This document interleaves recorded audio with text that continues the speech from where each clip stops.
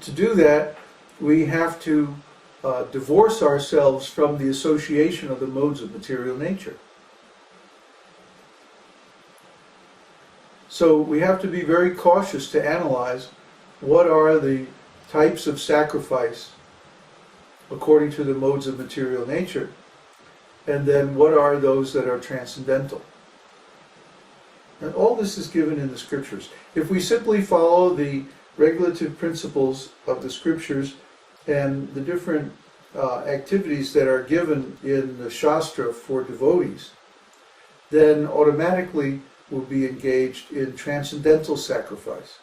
For example, offering arti to the deity, offering prasadam, offering worship to the tulsi tree, chanting the holy name, kirtan, offering all kinds of sacrifices to the spiritual master, service, like that, following the instructions of the spiritual master.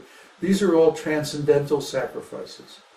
But they're transcendental because they are not dependent on the modes of material nature, or rather they're transcendental to those modes. So again, we have to look very carefully at the quality of the sacrifice that we're doing. And not just because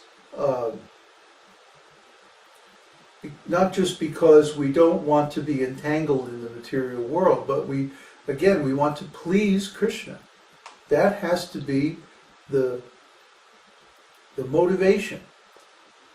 If we think, oh, I want to save myself from this material world and get out of the condition of birth and death and attain the transcendental platform, so I'm going to do all this sacrifice. That's not sacrifice for Vishnu. That's sacrifice for ourselves. Try to understand.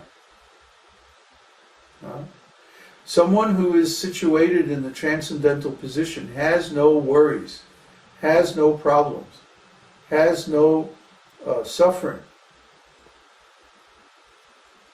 So everything that he does, he can do freely for Krishna, because he's not lacking anything. He doesn't need anything. He's not unhappy. He's not trying to solve a problem. If the baby is still crying, oh, give me this, oh, I need this, oh, I have this problem, oh, I'm suffering, oh, this, oh, that. I'll try devotional service to solve my problems. That's what I'll do. Well, that usually results in a disaster, because Krishna is transcendental, and he gives transcendental results to transcendental activities. So if we're looking for some material result from our transcendental activities, then maybe we'll be disappointed.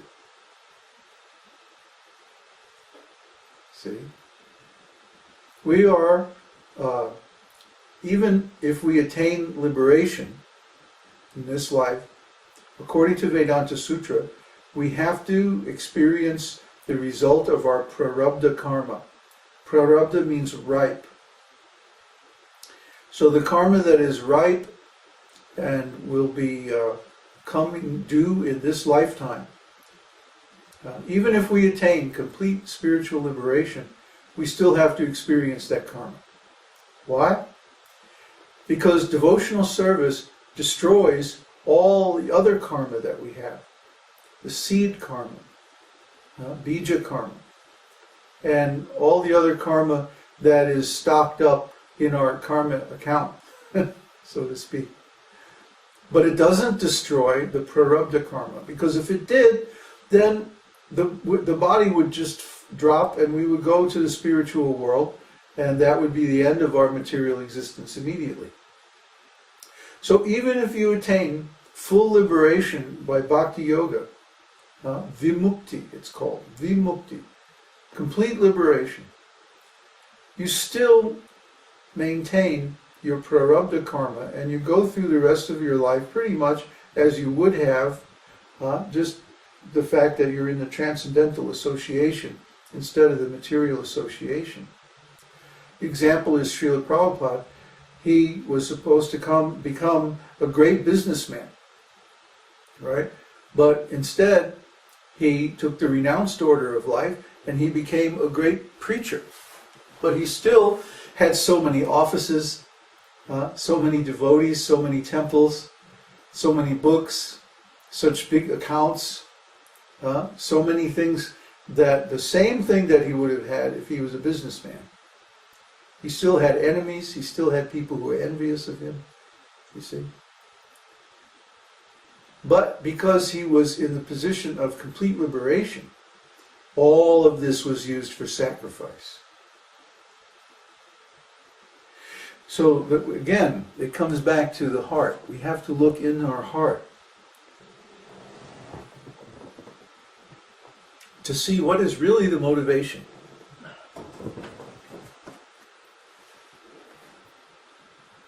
Why are we performing our spiritual activities? Is it because we want to solve our problem? Then that's not spiritual. It might be in the mode of goodness, more likely in the mode of passion. Look in the 18th chapter and see the different kinds of sacrifice.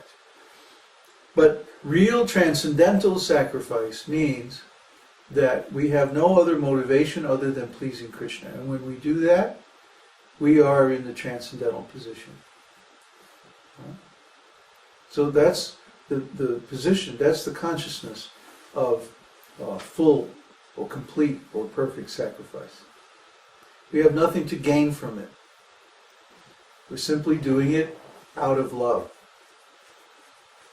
And when we're in that consciousness, then we're in transcendence, because we're not trying to gain anything in this material world. Try to understand.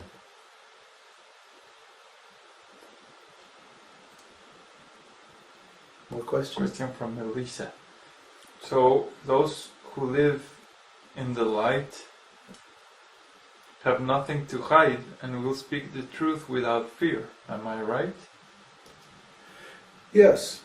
According to social conventions, one should speak only what is palatable to others. However, according to spiritual standards, the truth is the truth.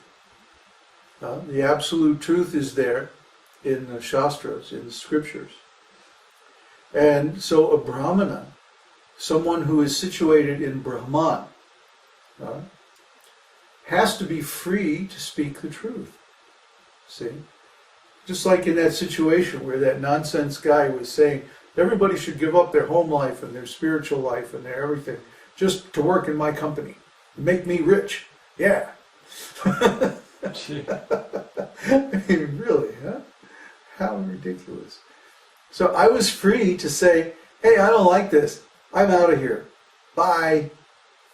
And nobody could say anything because it was in my contract. I can terminate my contract at any time with or without cause, and there's no penalty. So I did. That's the position of a Brahmana. That's the position of a devotee. And when you say in the light, that's a very vague term.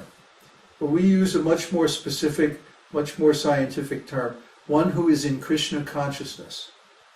That means one who is conscious of Krishna. One who is constantly offering sacrifice to Krishna. Personally, directly to Krishna.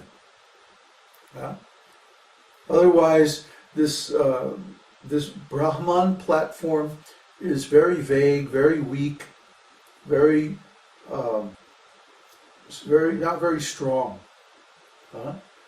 Anybody can say, oh, I'm in the light, and it's just a sentiment. And then as soon as they get some opportunity for sense gratification, off they go. We've seen this a million times. Oh, yes, we're in the light. It's all one. And then somebody lights up a big joint, and passes it around. And they're all one in the light, Go to any rainbow gathering, and you'll hear this kind of talk. Or go to any yoga center, and they make this kind of talk. And then on the weekend, they're taking ecstasy and going out dancing. Well, what kind of nonsense is that? Look at the activities of the people who use that kind of language, and you'll see that they are always basically nonsense rascals. They're thieves. They're stealing Krishna's property and they're going out and enjoying and partying. And then during the week, they're doing their yoga asanas and isn't this nice?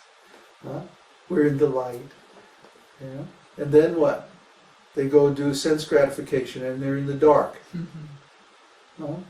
So we don't think much of people who use that kind of terminology because it's so vague and general that it gives them the excuse to do basically whatever they like. This impersonal philosophy has contaminated the whole yoga scene, the whole New Age scene, even the organized religion scene. And basically, people are using it as an excuse to violate the principles of religion. If religion